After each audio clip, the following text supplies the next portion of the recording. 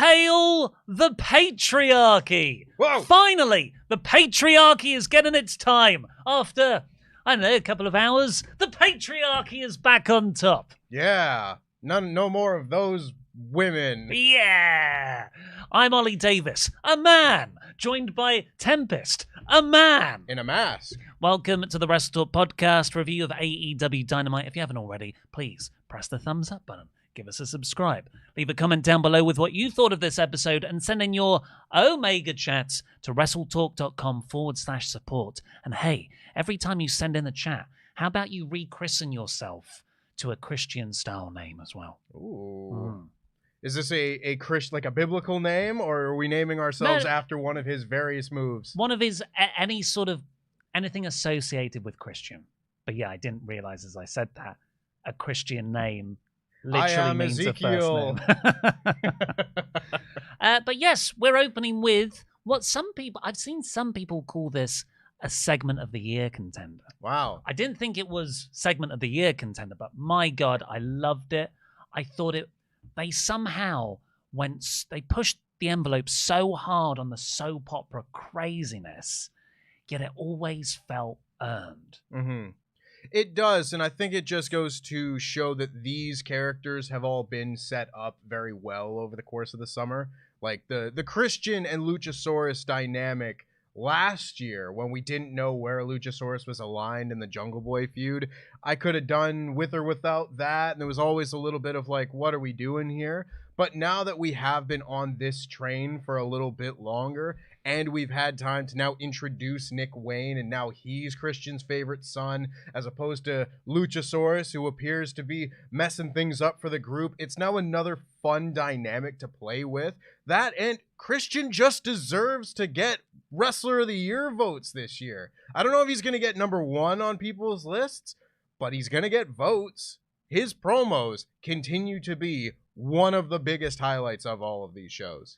In the Full Gear review with me and Pete said, Swerve's my favorite wrestler. Swerve's the number one heel in the business right now. And I was like, I love Swerve. He's the number two business in the heel right now, because for me, it's Christian. Like, he is the number one heel for me right now. Yeah. I think it's tricky to say about who's number one, who's number two, because with Christian holding the TNT title, there is, on some level of that, a feeling of like, well, it's not the top championship, or maybe it's not as much of a marquee main event program. But in terms of the level of quality output of promos and matches he's had, especially the last few months, I don't know how exactly you wouldn't argue that he wouldn't be 1 or 1A. And I just say that because, like, Swerve's not like the world champion or whatever, but in a lot of people's minds, it's like, oh, maybe he's the next world champion. He's the guy that beats MJF. So in some people's minds, that might put him as a main event guy over a TNT title shit, whatever. But I'm not going to compare or contrast the two. They are two of my absolute favorite things about AEW right now. And to have Christian go out there and just be able to do like a proper 10 to 15 minute promo segment with so many different things to work off of, oh, it just fills my heart with glee. Well, let's recap for those who haven't seen it. Christian, the whole patriarchy, I love that that's their name. Mm-hmm. Christian and his two adopted sons, Nick Wayne and Luchasaurus, come down to the ring. The youngest wrestler in the company and the oldest wrestler in the company. Oh, yeah. Really? What, huh? Yeah, 65 million years old.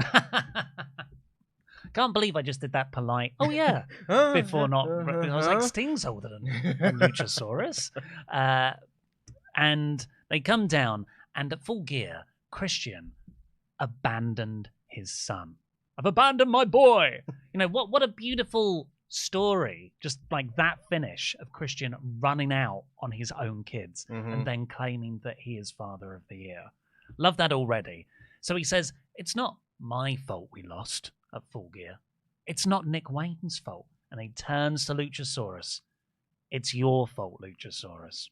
And because the name Luchasaurus will be forever associated now with losing, I'm going to rechristen you. Get down on your knees, asks him a few times.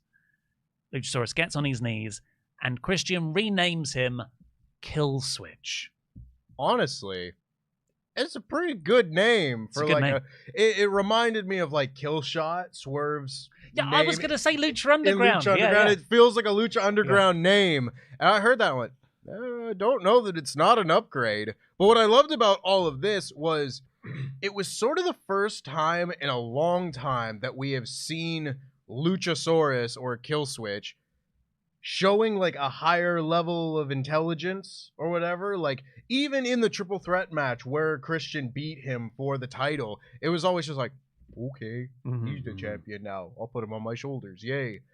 It's always been that he's a very simple creature under this, patriarchy story they've done. But now you saw the reluctance to get down on one knee. Later in the segment, you saw the you can't let him say these things to this wonderful woman here. So I really like that there is now another development to play with, because I think the simple-minded creature thing would have probably run its course if this is the direction we're going. But again, it's just more to play with. Well, because then Christian really amps up the new patriarchy dynamic, which is, and this is so common in those sort of abusive father storylines who play favorites with their children, play them off one another. Nick Wayne, I love you. I love you as a son. Your name, because he renames him as well, is going to be the Prodigy.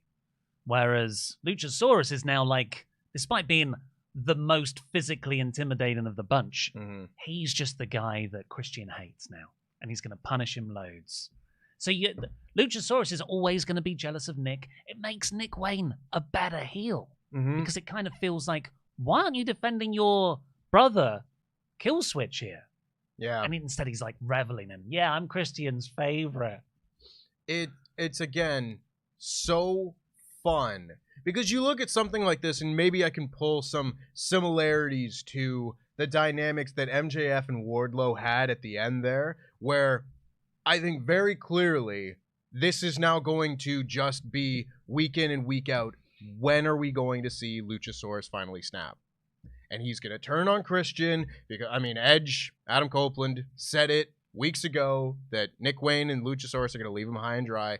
So that's already been foreshadowed, but now it's like in motion a little bit. Now Christian's going to be the one that's pushing the buttons until finally he stood all he can stand, he can't stand no more. And finally we get that moment. So that's what's going to keep people coming back week after week for that little hook. Are you going to see it this week? Is it going to be next week? Oh, what's the thing that's going to prolong this another week?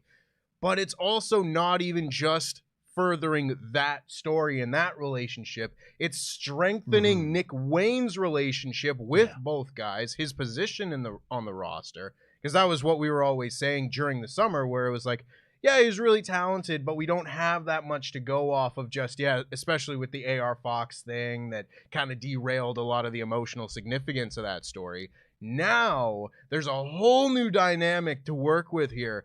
And he's doing a really good job. Like, even just, we're not there yet, but watching him just completely no-sell Christian talking smack to his mom. It's so easy to hate this kid right now, and he's doing a really good job with it. So that's what happens. Nick Wayne's mum runs down. She's like, yeah, you can't hear what she's saying, but it's like, no, give me back my son. Nick, why are you doing this?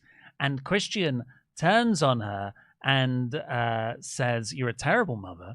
Good thing your husband is dead already, because Nick Wayne would have disowned him, and tells her to go away and punch her waitress card. And then that's when Luchasaurus or Killswitch gets between them and stands up to Christian. And Christian doesn't back down from Luchasaurus, as like that kind of abusive father would do. He's still a bully. And he slaps Luchasaurus and ends up pushing Killswitch into Nick Wayne's mum. Nick Wayne's mum takes a bump. She's dead. And what does Nick Wayne do? He goes and gets a chair to hit a concerto on his own mother. Madness. Utter madness. This is the heel group of AEW. Yeah. Like, oh my goodness. Just a level of unhinged drama here. Because you've got other groups that are also doing a really good job. Love the Mogul Embassy, for example. Bullet Club Gold's over there doing their thing. They're fun, whatever. But neither of those groups have, like, the soap opera drama of the son turning on his mother and everything to play with. And this is that kind of storytelling to satisfy that kind of wrestling fan. And I love some variety in my wrestling, so I love a little bit of soap opera nonsense. And this was some soap opera nonsense. I loved it. So Christian, Luchasaurus is kind of back down now because, well, first he was hit by his dad, and also he's hit this woman, so he probably feels bad about it. And Christian gives the chair to Luchasaurus to do the concerto on Nick Wayne's mum, and he's gonna do it, but Copeland runs down, he stops the chair, Luchasaurus gets out, isn't really hit by him, but Nick Wayne ate 2 big spears from Copeland. And then my favorite part about this, Copeland hits the concerto on Nick Wayne as Nick Wayne's mum is bawling her eyes out, and then Edge just poses there to his music as Nick Wayne's mum's in tears. The valiant baby face. But it worked. Like, I was still like, that's badass, Copeland. I don't mind that you probably concussed a kid in front of his mum, and the mum did not want that to happen. Yeah. Because you can look at this a number of ways, right? Where I don't think Adam Copeland has that much stake in the game regarding, like, Nick Wayne and his mom. Like, this isn't Darby Allin making this decision, where he probably wouldn't do that in front of Nick Wayne's mom. There's more emotion tied to that dynamic, whereas this is just like, Copeland's just feuding with Christian and his goons. So he's got to take one of them out, and he did that. And I think it really, really works. And I think it's going to work even better when, like you said, you get a little further down the line and Nick Wayne's mom turns heel, kicks Adam Copeland in the dick, and joins the patriarchy. Imagine the heat. This is where we've got to go now. This is the subject of the podcast, the headline. Let me fancy book this for you. We're going towards Copeland versus Christian at World's End, you'd think.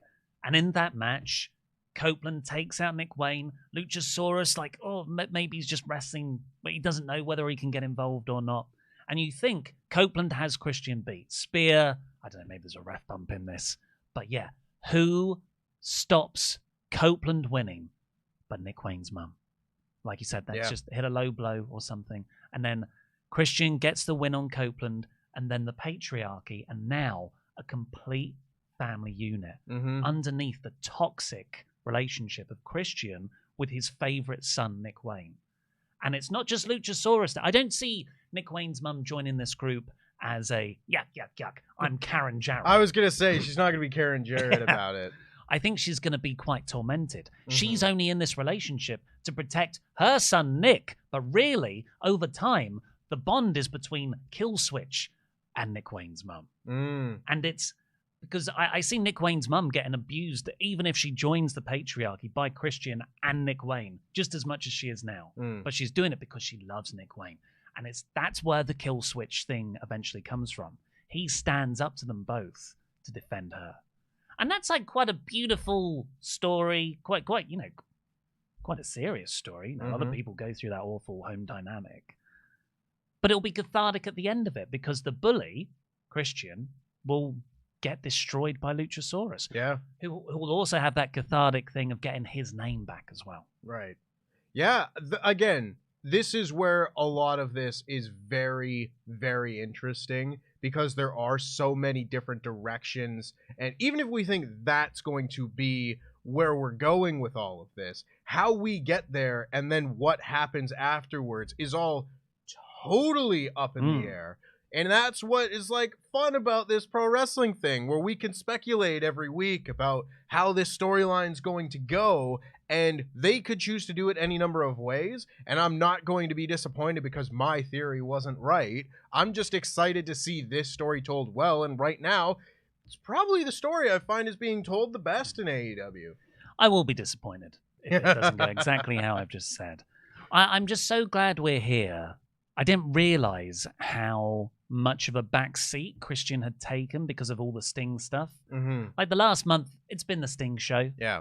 I enjoyed it. I didn't even realize I didn't realize, though, that my favorite thing, which is Christian, was actually not doing the good work he can be. So it's really nice to move past the Sting stuff and have the focus on this feud.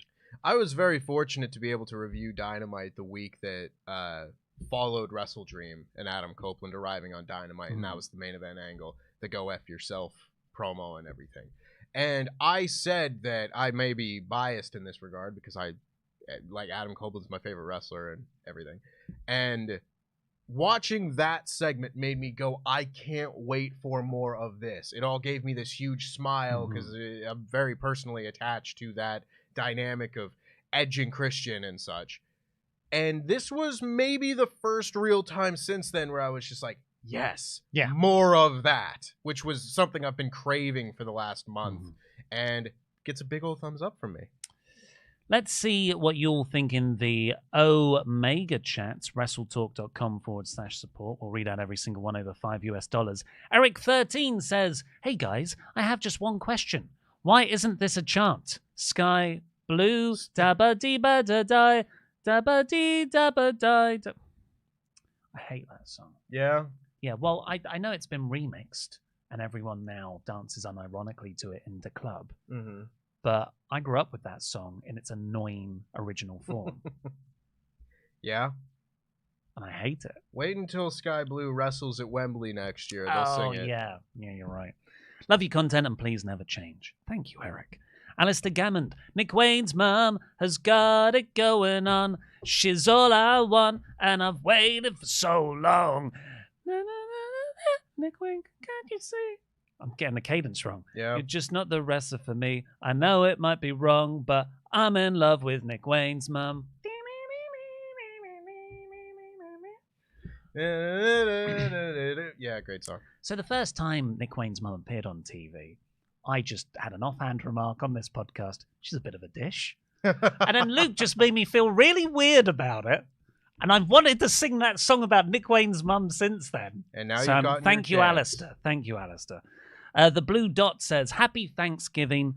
Thankful to have you on my screen. I forgot it was Thanksgiving today. It is Thanksgiving. The wrong Thanksgiving. All of you Americans, enjoy your Turkey Day. My thoughts on the C2, which is what people are calling the Continental Classic, is I'm excited for every match, especially the thought of Brody King versus Bryan Danielson. Also, subscribe to Tempest Likes Wrestling on Twitch as well as Pete Repeat on YouTube. Absolutely. Shameless self-plug. I'm probably going to be playing more Spider-Man 2 tomorrow night, Friday night, because I love that game. It's the first game that's come out that I can't play on my most recent console, which is a PS4. Yeah. So I'm like, oh man, Christmas. You gotta get it. Yeah, it's right around the corner. And what better? Hey, if you can get a bundle. Yeah, there's a good Black Friday deal on my mum sent me. Yeah. I highly recommend it. Great game. Yes, follow Tempest Likes Wrestling on Twitch. And just, Aaron Raham member for 26 months. Wow. Christian is such fun to hate. I was saying, give the chair to Nick. I thought that's where they were going. Also, the crowd chanting, Luchasaurus, man. It's going to be so good when he turns. And just now for Charles Berg, to Edge's theme, please. A lot of sing-alongs. Yeah, I was going to say. Do you want to do this one? On this day, I eat turkey, everything including pies, bigger plates, food cooked with cream, and we'll eat it all and cry. Happy Thanksgiving to my American friends. To those not celebrating a food holiday, have a nice day too. That was very well performed. Thank I don't think I've ever heard you sing before. Bodes well for the Christmas party karaoke session. I was going to say, I have a limited range of things that I feel confident in doing. Wrestling songs. Yeah, I mean, that one in particular, I've had a lot of practice. You just wait till my All Saints Never Ever. Please Take me home, country roads. Please keep getting... Oh, we're not doing that. We're not doing a Tyson Fury, Drew McIntyre sing-along. That's my karaoke song, not theirs. Please keep getting in your chats. Let's go through the show play-by-play wise. It started with the opening match in the Continental Classic, and Excalibur and the commentators run through how this is all going to work because This is the first time they really laid it all out. All the competitors, all the blocks, what the blocks are called. There were the occasional announcements and there was bits on social media, but I think, to open this, you've got 2 blocks, gold block and blue block. I guess because Dynamite's kind of gold and Collision's kind of blue. And I don't think the Collision is blue, but yeah, I'm not sure. I don't know why blue and gold. There's probably a reason. If it ended at Winter is Coming, I'd think maybe it'd make more sense, but I don't know.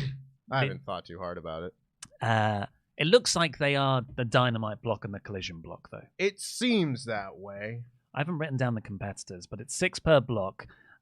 The gold block has Swerve Strickland, Jay Lethal, Mark Briscoe, John Moxley, Jay White, and Roosh. Well done. And the blue block is Bryan Danielson, Brody King, Claudio Castagnoli. Come on, you can do it. It was easy for this one because they were all in matches. Brody King, Danielson, Claudio Castagnoli. This is really triggering for Survival Series. You doing this for me? Ding, ding. You've also got Daniel Garcia, right? Eddie Kingston, yeah, of course, and one other. Who's the last guy? Oh, who's the last guy? Is anyone sending it in on the chat? Probably. We're not going to carry on with the review until we know. Oh, my God. Okay, 3 points for a win, 1 point for a draw, 20-minute time limit. Yeah. Which I love. Is it half an hour for the G1? It used to be. They changed that, I believe, as of this year. May have been last year to 20 minutes. Yeah, and of course, all 3 belts are on the line. I like the idea behind this. That you've got, you're essentially Andrade, yeah. You're essentially creating a championship that's recognized by 3 different wrestling promotions: ROH, AEW, and New Japan. That's so cool, and they can go to any promotion and defend it anywhere.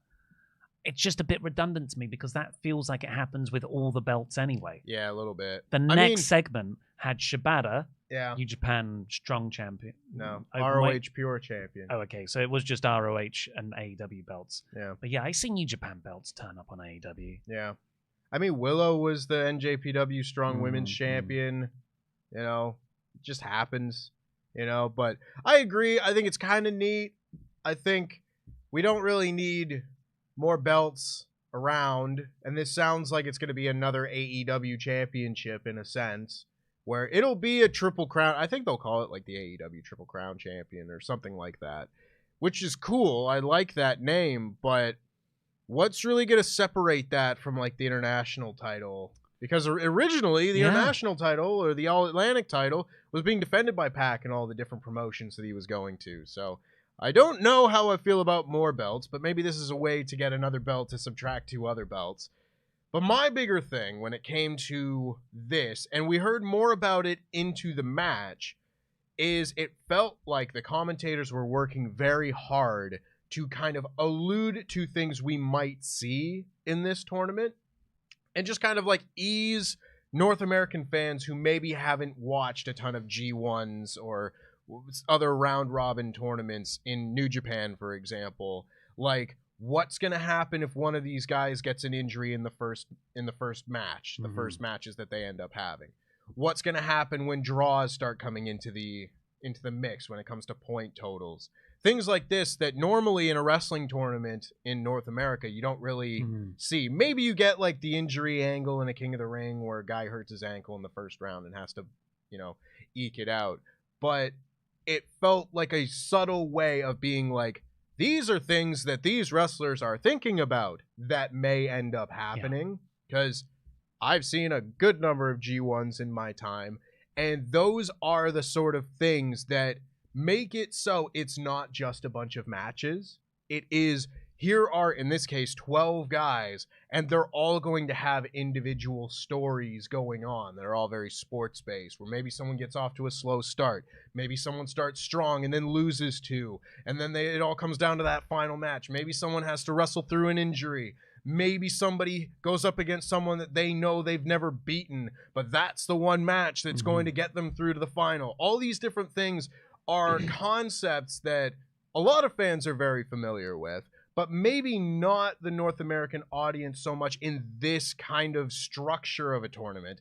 And I thought they did a really good job of setting that up on this first night. Again, with 3 good matches throughout the night that can kind of reinforce a lot of those things.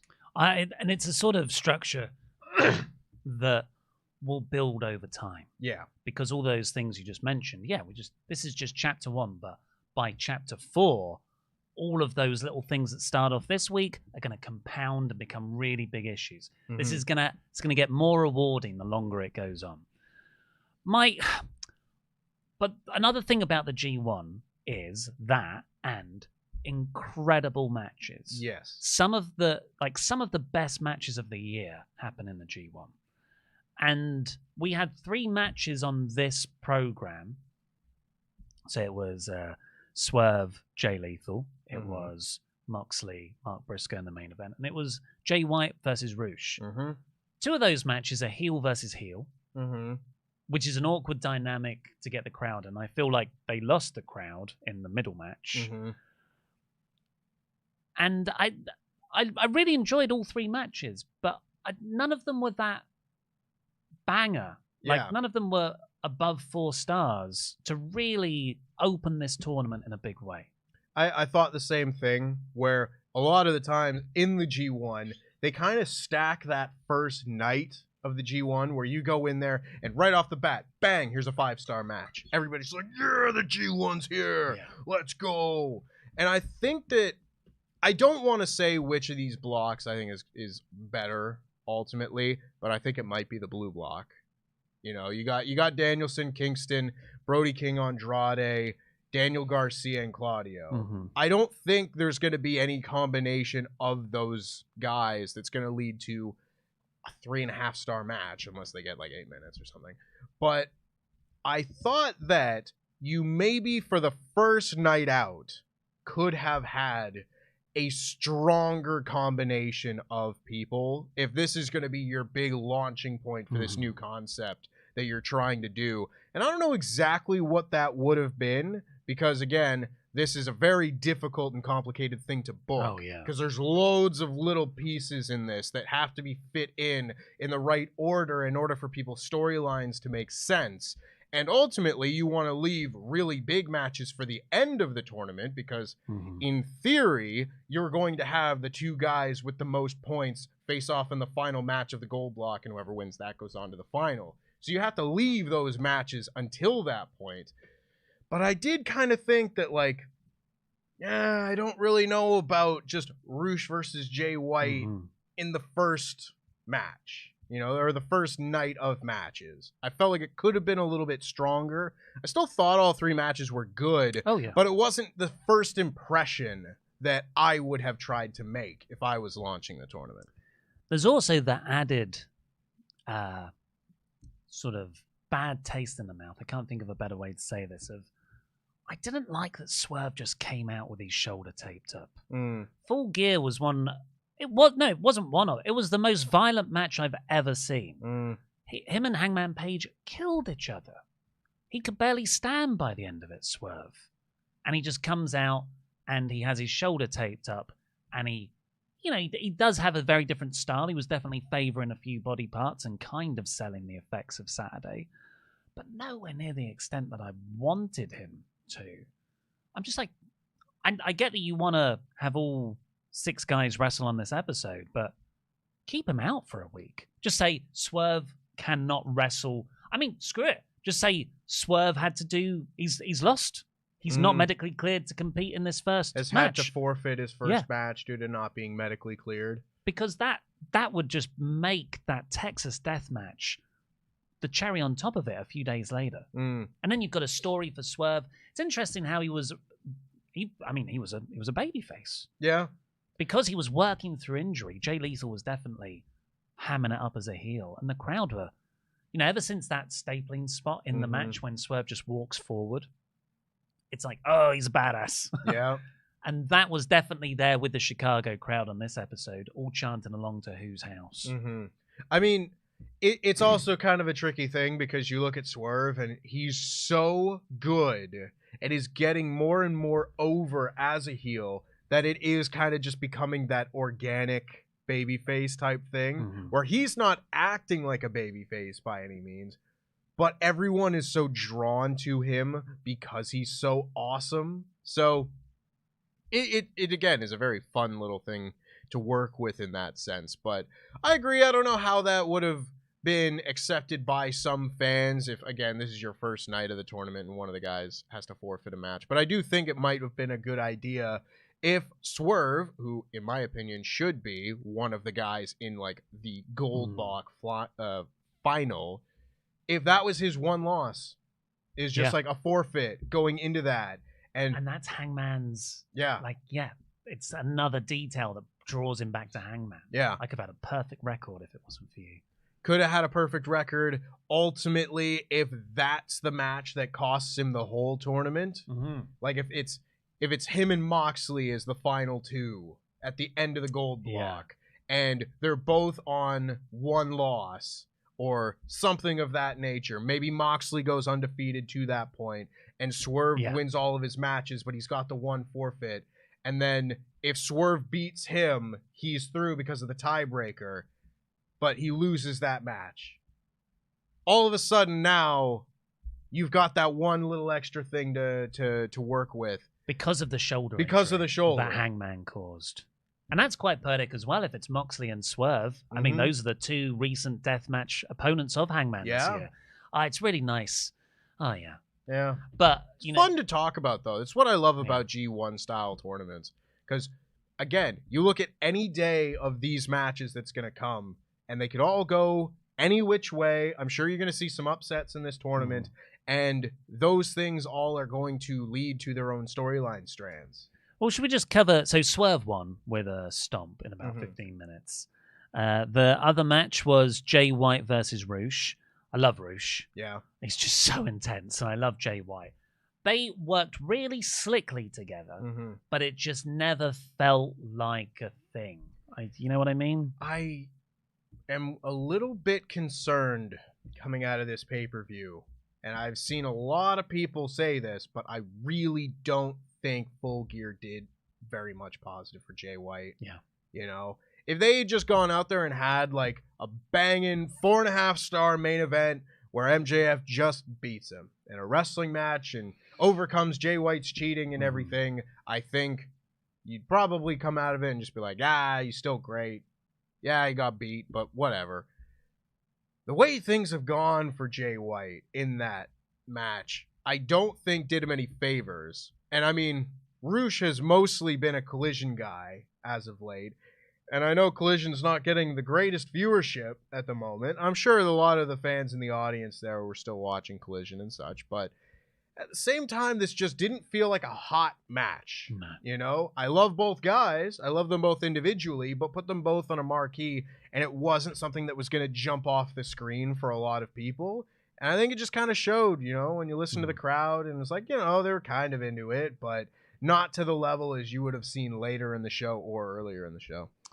It did serve a really good purpose, though. One of the rules that we didn't talk about was no outside interference. Should kind of make that the rule in general, shouldn't you? Yeah. For all matches. Well, it's not so much no outside interference as no one at ringside. Because in a standard match, you can get your manager's license, your seconds license, and accompany your guy to the ring.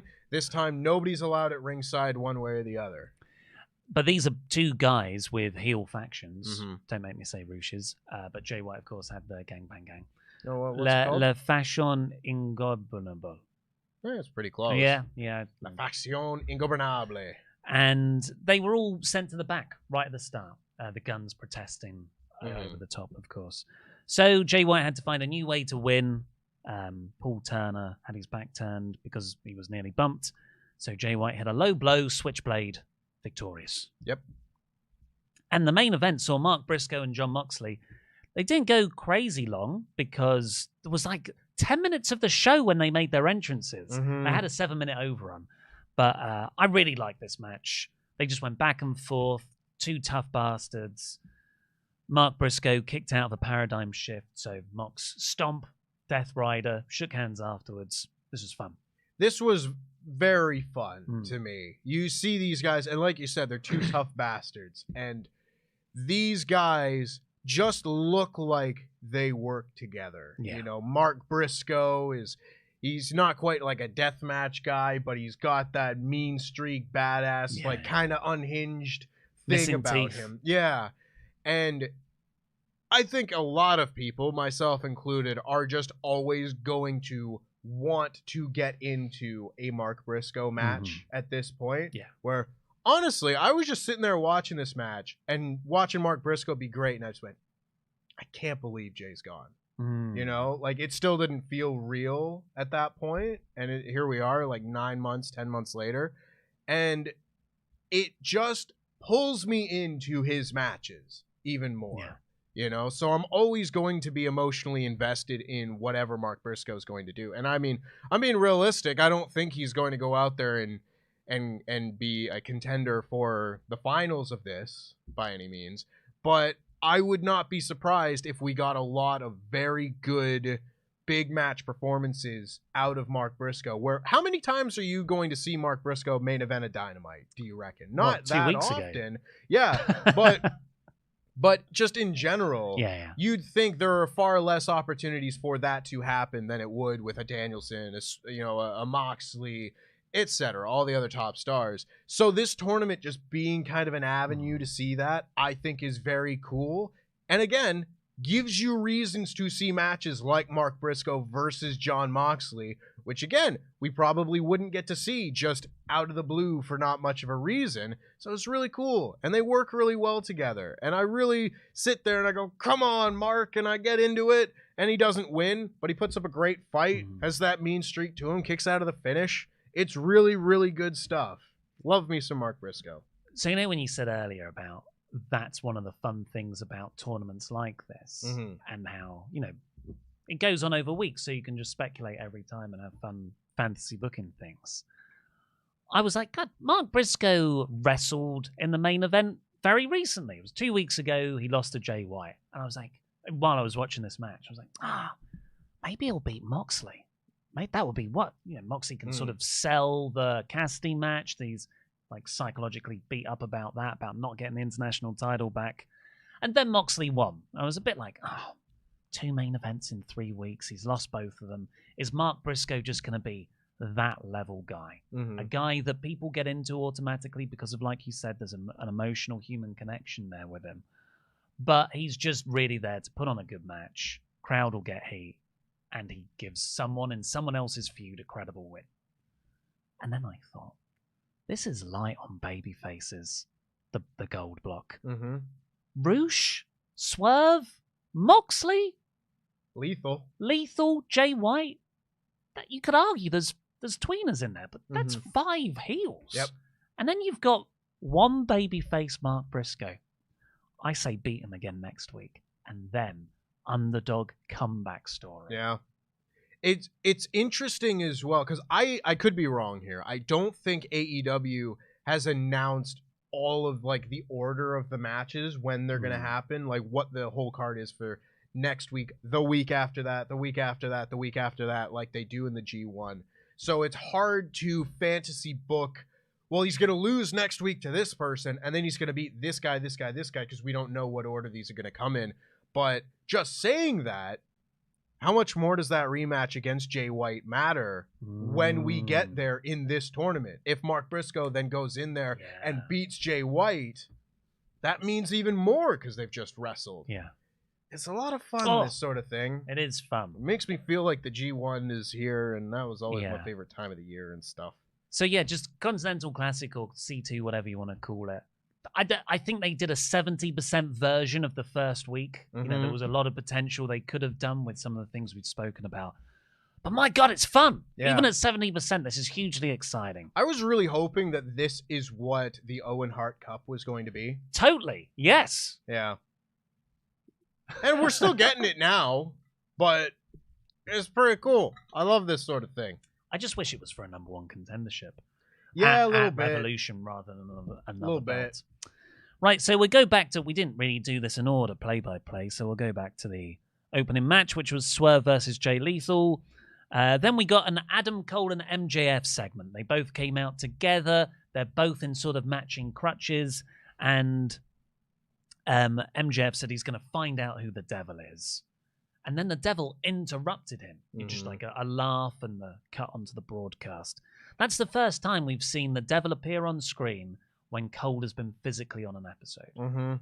All these other times he's been dialing in remotely. Could be like a false lead, a red herring type deal. Could be, yeah. I don't know how much to read into that, but that was, yeah. And then Samoa Joe came out to remind Max, while I teamed with you at Full Gear to defend the ROH tag titles, you owe me a title shot.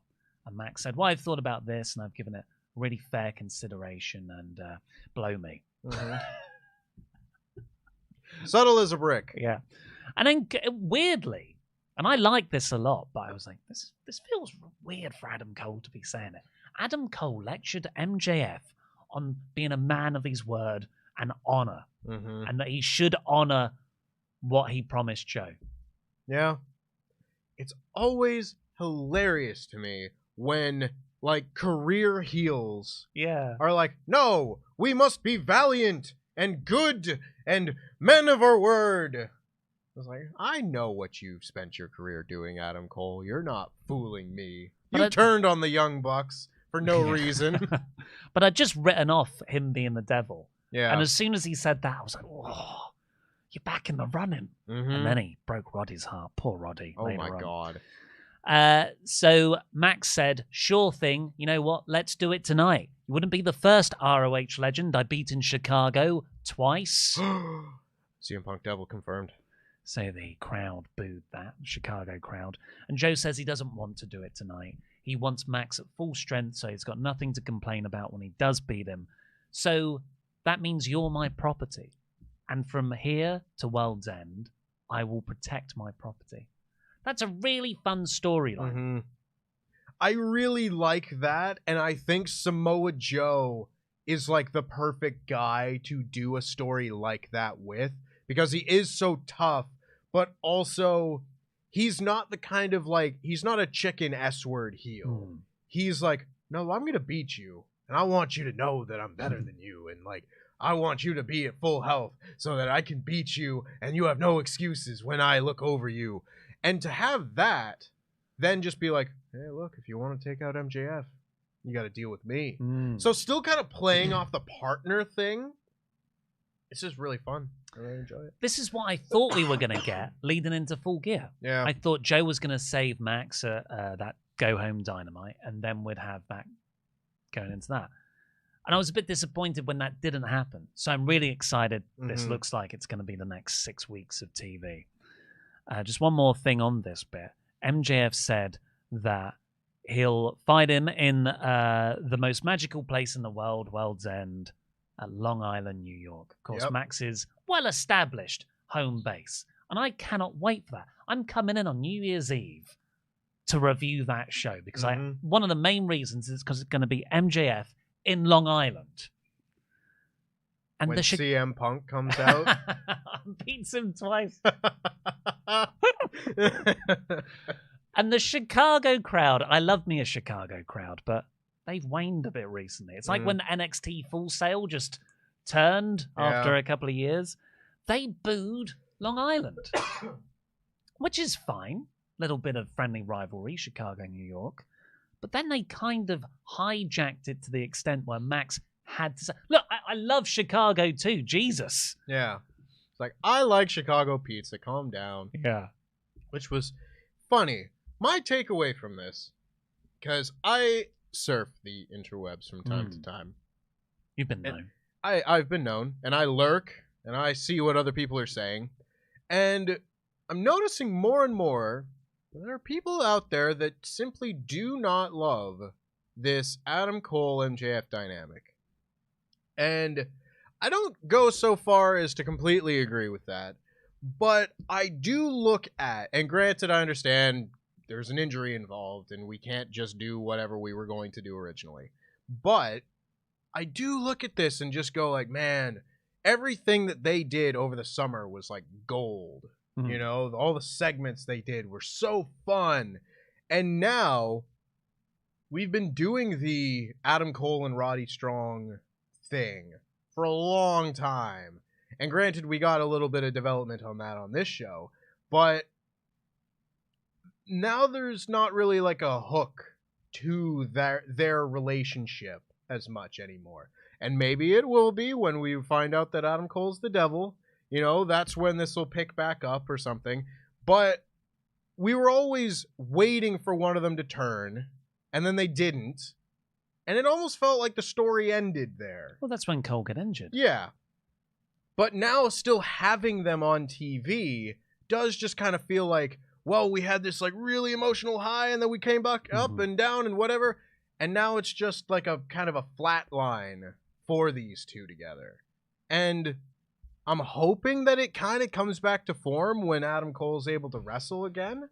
But I don't know. If this was just a promo with MJF and Samoa Joe and we found a way to get to the world title match without Adam Cole having to praise the, you know, the values of truth, honor, and the American Thanksgiving way and such, I don't know that I wouldn't have liked it better. Maybe that plays into the overall story even more if Samoa Joe beats him, which I don't think happens, but Adam Cole is the one that convinced him to do it. Maybe that is more important than it seems at this exact moment to me. But I don't know. I'm just not in love with what's going on with all these guys at this exact moment. Would you prefer Adam Cole be off TV until he's healed and can do stuff again? Things like walk. Yeah, maybe. Like, maybe if he just trimmed his goddamn beard. Don't like the beard. But yeah, maybe. Where it just feels like, we know you guys like this thing, so we're trying to give as much of it to you as we can. But it's still like sort of 40% of what it was when everybody loved it. And I'd rather just not have it until you could give it to me 100% again. That's interesting because I agree it's definitely dipped since the peaks of August. But that's because those peaks of August were insane. It was new. And then you've had all the injury stuff. I was literally thinking on the way in today, I'm really happy that Cole has come back. And even when he wasn't physically there, he was still being used in those remote calls. Because so often in AEW and WWE, someone will get hurt and they'll just disappear for 9 months and then they'll come back. And I'll be like, but I actually miss that person. I think they could have a lot to offer as a commentator, as a manager, as just someone who hangs around because they love wrestling and they want to they don't want to be away from it. Yeah. And I was thinking, I like that Adam Cole has now come back to keep the storyline going despite being injured. Like, work the injury into the storyline, keep it on TV. So I that's where I'm at with it. Yeah. That's sort of where, you know, I'm like, I'm not totally anti this, you know, the way that a lot of people are. I just do kind of look at it and just go like, I get why people aren't into this. And I think I may have preferred, like, I liked when he was just getting the phone calls from Adam Cole or from MJF or from Roddy and they'd cut each other off and all that.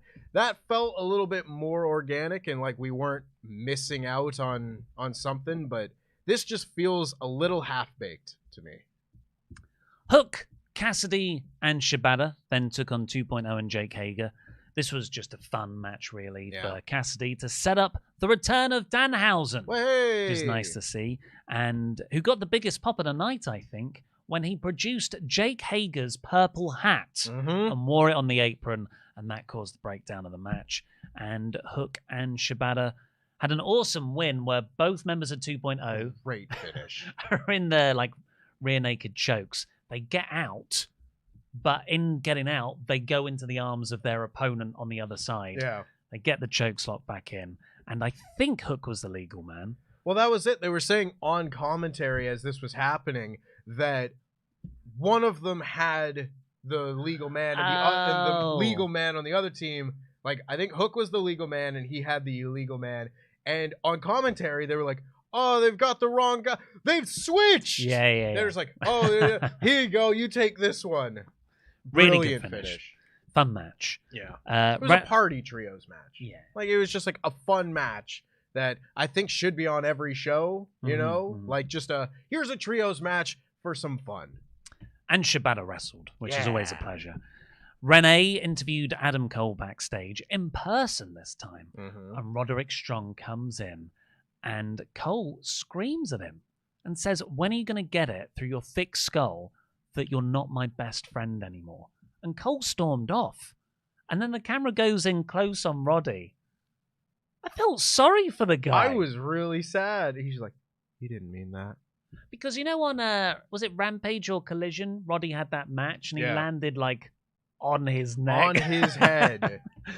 Ever since then, I was like, oh, I kind of feel like you should turn babyface now when you are neck strong. And then this following up on it. Yeah. Well, this was just, it made Cole feel a bit heelish. A little bit. Maybe it's the tease for the eventual reveal, but yeah, I don't know.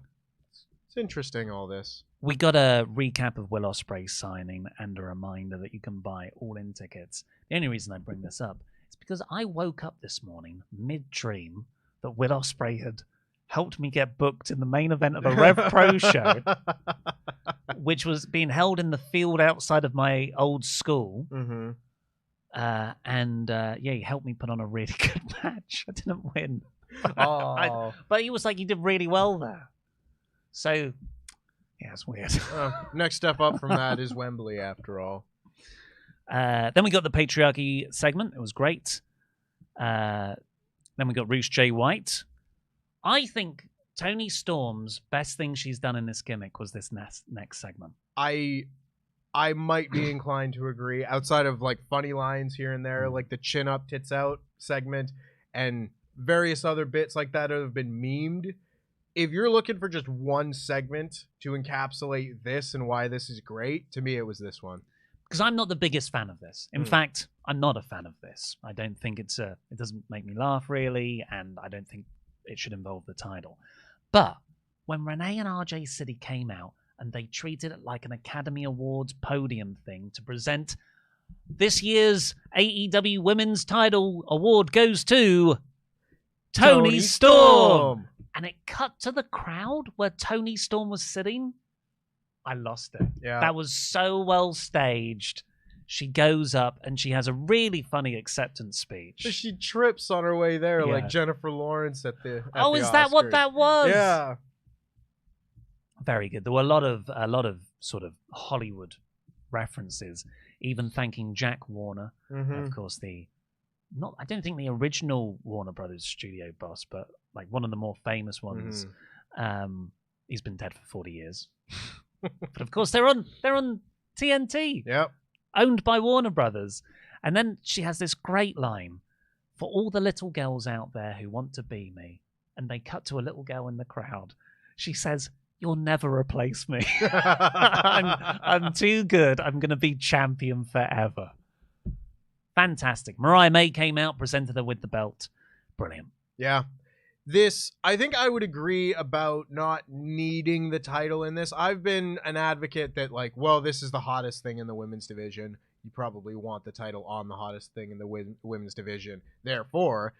But I think the inclusion of Mariah May in all of this is going to make it worth it, because it is then a storyline that you can build a lot of this to, because otherwise it's just kind of been a bunch of funny skits. You know, and that doesn't necessarily need the champion to be involved in. But if you're able to actually use those things to build to a match that people are going to want to see, I'm down for that. And I think Mariah May being included in this gives you that match that you can build to. We'll see what other matches we get in the interim. And I am a little bit, cautious about how excited I am for that. But there's something to look forward to here. And hopefully also a potential return of Jamie Hayter at some point soon. Well, that you alluded to is Skye Blue interrupting the acceptance speech And Sky Blue comes out, cuts back into real color as opposed to black and white. And Sky Blue's out there for a match with Anna Jay and Ruby Soho, which she wins. So She does. winning that match, interrupting the champion. This isn't our first rodeo. Nope. We'll see if this ends up being a TV match, or maybe you build this longer and this is the title match for World's End. I don't know, but it's all right. I just figured Sky Blue would be the natural challenger for Julia Hart's You would think. title. Yeah, and maybe that is what this is. Maybe they're building a little bit of momentum for her to do that, but the interrupting the champion thing would lead me to think otherwise. My only other thought when it comes to this match, because I did like this match. I thought it was good stuff. Yeah, I thought it was well worked. Yeah, and I'm really liking how far along Sky Blue has come in a very short time. Yeah. Like, I look forward to her matches now, very much so. My only other note about it, though, is that I don't really feel like the Ruby Soho Angelo Parker thing is like a Dynamite program. You know, It got Rampage written over it. It has a lot of Rampage written all over it, and granted, I do those one takes. I know everything that they do, but when that plays into one of these matches on Dynamite, and this is going to be your one women's match of the week type thing. You went a bit Randy Savage there. A little bit Randy Savage here. That's your one women's match on Dynamite this week. I don't know how interested I am in seeing that be a bigger focus than just, here's a funny bit on Rampage. I agree. I didn't mind the stuff because it's kind of like sometimes when the women's division has a story, sometimes I confuse that with quality. Yeah. You know, 'cause, oh my God, it's got a story. Oh my God, you put 2 matches on this week. It's things like that. It's beyond the baseline. And then like, oh, but those 2 matches only got 3 minutes each. Or, oh, this actually really detracted from the action. I don't know. I enjoyed it, but yeah, I wouldn't say I was blown away by it. No, to me, it's fine. It's a cute little thing because, like, they're dating and everything. So, are they? Yeah. In real life? Yeah. I was going to say, when Ruby Soho was knocked off the apron and she landed arms around Angelo Parker, I was like, God damn, they've got some sexual chemistry. So that makes total sense. Right? The way, like, wow. Yeah. So, like, it's cute. I'm glad that people get to work with their significant others, and it's like it's nice, but I don't know that I would use the one women's match slot on Dynamite on something for that. And even if it's like a thing to just be in the mix while Sky Blue is getting the shine of the match, it's all right, but I don't know. Yeah. I'm just not especially into it. And the only other thing we got on the show, other than the main event that we've already covered, was Renee talking to Wardlow backstage, who was arm curling part of the set. Yeah, like Brock Lesnar did back in 2003 or 2002. AR Fox tried to give him some advice, and he nutted him in the head. I feel bad for AR Fox, but I also don't. I know. You know? But he really screwed up a very big all-in program. Yeah, yeah. So I don't have that much sympathy, but I have some sympathy where it's just like, man, are you kind of a goober on this show now? And you were going to get what seemed like a big push. Yeah. But you screwed up that push. Yeah. But you still feel for the guy. Yeah, it's like he's a really good worker and everything, and I've watched his matches a long time. I want good things for him, but I was like, no. Overall, I gave this, I think, 82-ish%. Yeah, I thought it was a really solid show and a really exciting first step build to World's End. Yeah. I think what I have always said about these things is I like coming out of a pay-per-view and immediately knowing the main event for the next pay-per-view, not having it alluded to, not having it being built to or anything, but coming out and be like, okay, main event, next pay-per-view, this match. Yeah. I like having it on the poster, on the card, with plenty of time to then build other matches. That's just the thing for me. I really like it. As a first show to introduce the C2 climax, I thought it was good. Maybe not as good as it could have been, but a thumbs up nonetheless, and I'm excited to see more. And the patriarchy rules. Yeah. We've got no Patreon shout-outs this week, but please do go over to patreon.com/WrestleTalk and sign up there. Luke and I recorded our Survivor Series 2014 review, deep dive review of that on a podcast exclusive on Monday, where I spent a good portion of it hating the show. Mm-hmm. Well, it's a one-match show. It's a TV episode is what it is. In-ring promo. There's a pay-per-view match set up in a backstage skit on pay-per-view. There's lesbian treachery as well. There is lesbian treachery. Not the worst match on the card. No. As voted for by Wrestling Observer newsletter viewers. What was the worst match on the card? Well, I think because that got a dud, the worst match was Slater Gator versus Adam Rose and the Bunny. You know, that's fair. But yeah, go to patreon.com/WrestleTalk. On that show. When I think of Adam Rose, I think 2015, but he would have been on there by 2014 to be in the 2015 Rumble. Wow. They're already giving up on him as well. Yeah. Because they were slowly turning him heel, trying to push the Bunny, which was Justin Gabriel. That's right. I'd love to do a list of people who were mascots for other wrestlers. Yeah. Because, like, the Jack Swagger Soaring Eagle was Chavo Guerrero. Oh, was it? Yeah. Could you class,